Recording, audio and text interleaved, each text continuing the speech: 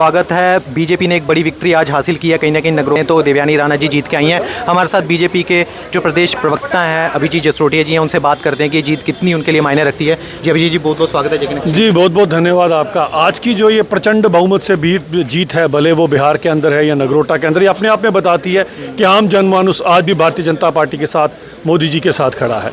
और कहीं ना कहीं जितने भी षड्यंत्र इस गठबंधन ने बुने हो, जितने भी षड्यंत्रों के चलते आज सिर्फ एक ही काम करेंगे, उस बेचारी ईवीएम को कोसेंगे। इसके अलावा ये कुछ नहीं कर सकते हैं, क्योंकि ईवीएम भी वैसे सत्य बोलती है जिस तरह से एक आम वोटर जब सत्य बोलता है, और सत्य के ऊपर ही वो अपनी मोहर लगाता है। इसीलिए आज आप देखिए जिस तरह से भारतीय जनता पार्टी ने अपनी जीत दर्ज कराई है, ये जीत जो है वो तरक्की की जीत है, विकास की जीत है, और 2047 में विकसित भारत की ओर भारत अग्रसर हो रहा है। जी, जिस तरह से हमने देखा कि पहले जो आरोप लगे, जो नगरोटा में शराब से भरी गाड़ी मिली, उसके बाद कुछ किडनैपिंग के कुछ इस तरह से लगे, तो ये किस तरह से देखते हैं आप इन सब चीज़ें? ये कोई वो इंडी गठबंधन का या कांग्रेस के समय का कोई यूपी बिहार नहीं है, और आज तो यूपी बिहार भी तरक्की करके उन सब चीज़ों से बाहर निकल चुका है।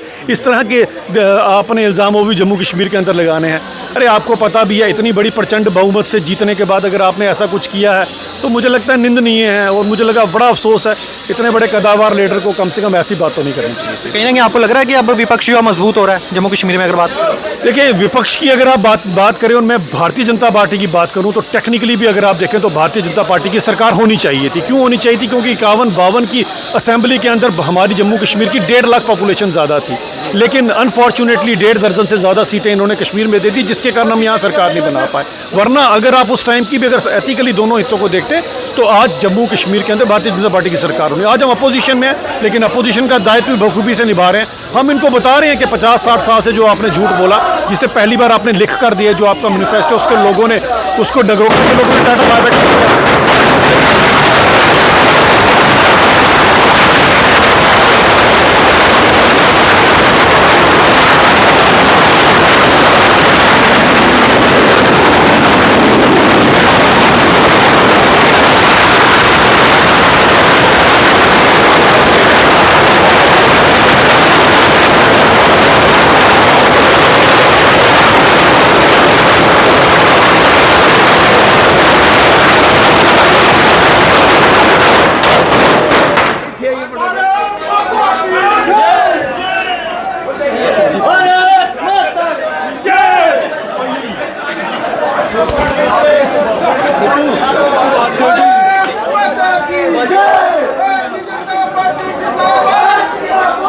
हम देख रहे हैं बड़ी ग्रैंड सेलिब्रेशन चल रही है। अब आगे किस तरह से सेलिब्रेशन चलने वाली है?